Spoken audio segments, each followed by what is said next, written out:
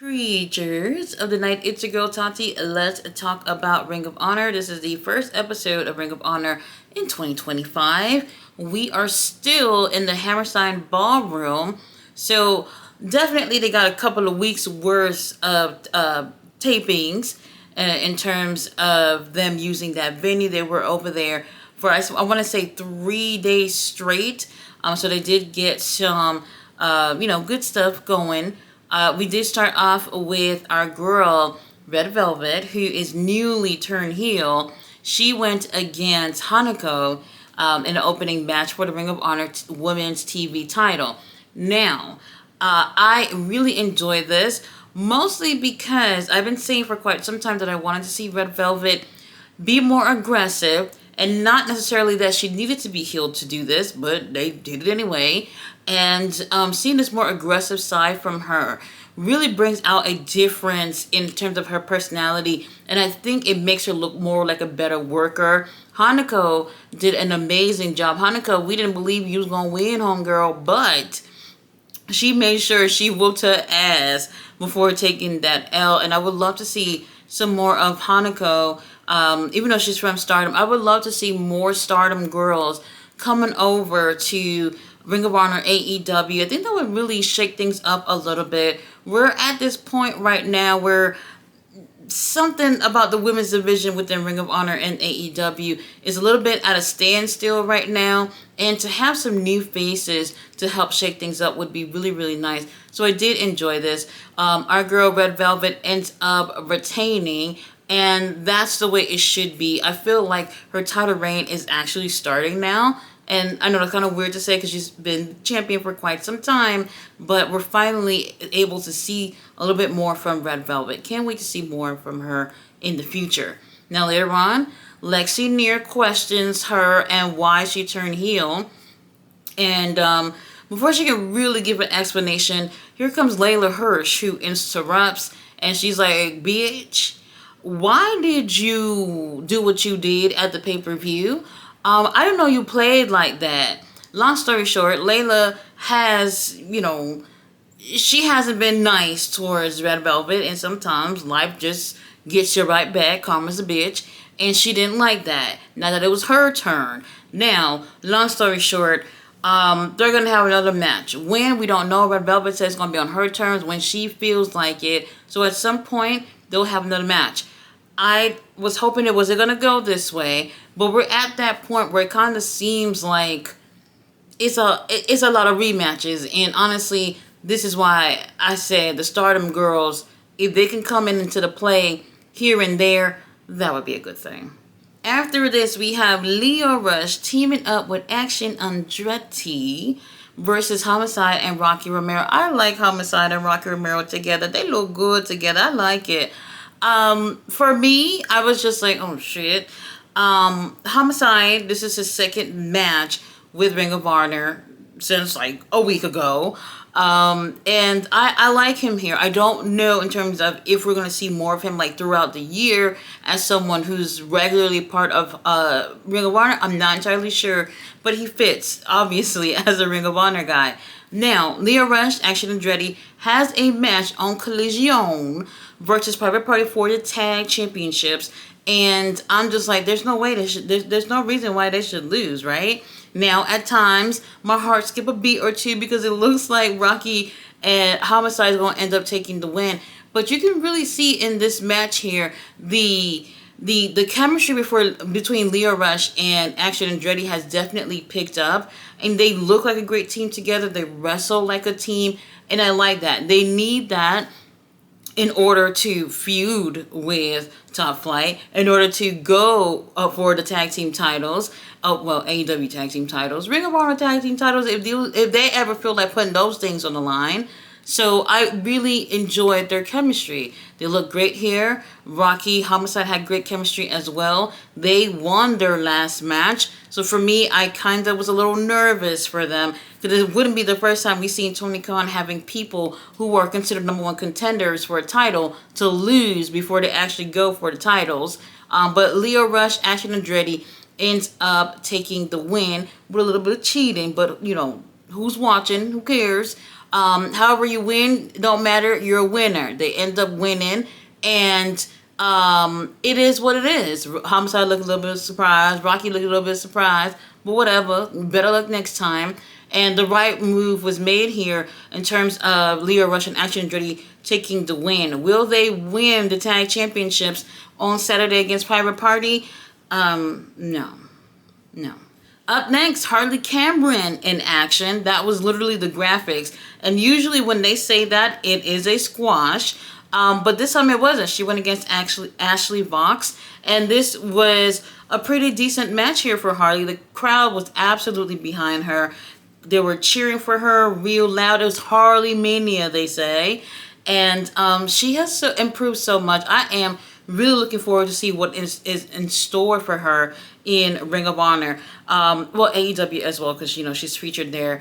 Also, I am thinking that if they play their cards right with her, you know, we can see some major moves from her, at least within Ring of Honor. Maybe even the Ring of Honor TV title, like, at the end of the year. Some shit like that. Definitely not taking the title from Athena. That is not happening. But I do think that the company is seeing that, okay, people like Harley. Yeah, she's heelless, but she's playful. She's pretty. She has a bomb-ass personality, which a lot of these girls don't have, unfortunately. But they see it, and you're seeing the improvement with her in the ring. There's still a lot of work to do. She ends up taking the win, and Harley Cameron, I'm really hopeful to see what happens with her. Now, we do get a promo from Shane Taylor, who is once again talking about Shane Taylor Promotions. We get a nice little video package showing everyone's strengths within the group, and I am very, very curious to see what they're going to do with this group. They have a really strong faction here. I don't feel like we've gotten a chance to really see things kick off with them yet, but things are definitely warming up, and I'm liking what I'm seeing with this group. Now, they do have 8-man tag a match with Shane Taylor Promotions versus the Iron Savages and Evil Uno and Alex Reynolds. Alex Reynolds, Beefcake Boulder, whoever are doing your tan, please fire them. Y'all looking real orange on TV, and it's not cute. Now, I will say this. Instead of having Shane Taylor Promotions dominate in this match, which I think a lot of people probably would have expected coming into this, at times we do see a little bit of a, like, the team getting an upper hand on them. And I'm going to say why I think that's a good thing, and not to just have them completely dominate. They are a fairly new team trying to work things out together, and the chemistry is going to take time to build. And I felt like, okay, they don't look perfect. They don't look like there isn't any issues within the group, so that's okay. They're going to get to that point where they do not just look like a strong faction, but also be a strong faction. So it was okay to see some little imperfections here within the group, but there was no way that Dark Order and the Iron Savages was going to end up taking the win. And it's so weird. The thing with Dark Order being baby faces one week and heel the next, I don't know what the hell's going on with that. It did kind of give a vibe in terms of a heel team versus a heel team, but then they started cheering for the Dark Order. The crowd don't know who they want, to be honest with you. Shane Taylor Promotions ends up taking the win. Lee Moriarty ends up going for the pin. Great idea for the one who's holding gold, well, silver, to be able to take the pin. And I'm loving this group. I want to see some big things. I would love to see Lee keep that pure title on him. The 6-man tag championships can go over to that group too. I don't care if the whole damn group got titles. Like, I'm cool with it.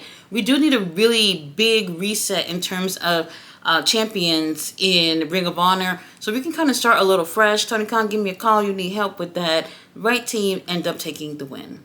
After this, we do have our classic match, which is from one of my favorite women's matches from the past few years. Not final battle. Death Before Dishonor 2023, Athena versus Willow Nightingale. If you have never seen that match. It is absolutely amazing. Basically, they gave this match because Athena is going to be doing a couple of matches over in Japan this weekend. And I'm really looking forward to see how that goes. She's been wanting to go over there for quite some time. She's already over there. She's been posting pictures of her since she's landed in Japan. So I'm happy to see that. Now, if you didn't see it, go ahead and check this out. This was from Death Before Dishonor 2023 main event. Well, co-main event, if you let Ring of Honor tell you. Amazing, amazing women's match. Now, that went on for, I want to say, was it 30 minutes or so? Well, it felt like damn near 30 minutes. And then here comes the main event. It was a Proving Grounds match for the Ring of Honor TV title, QT Marshall versus Commander. Commander is holding that title. Yes, Commander is holding that title.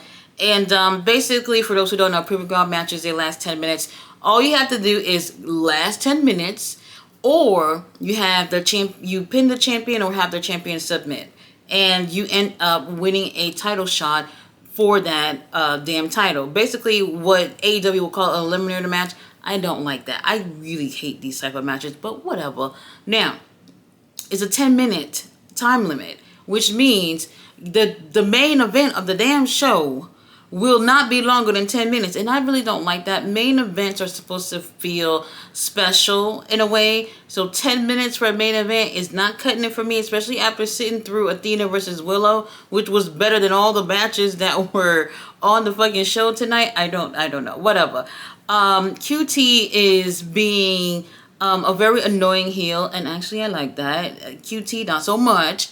Commander looks like a preschooler in front of QT, and I'm just like, what the hell? Is Commander getting smaller? I don't know what that was, but he looked very small in front of QT.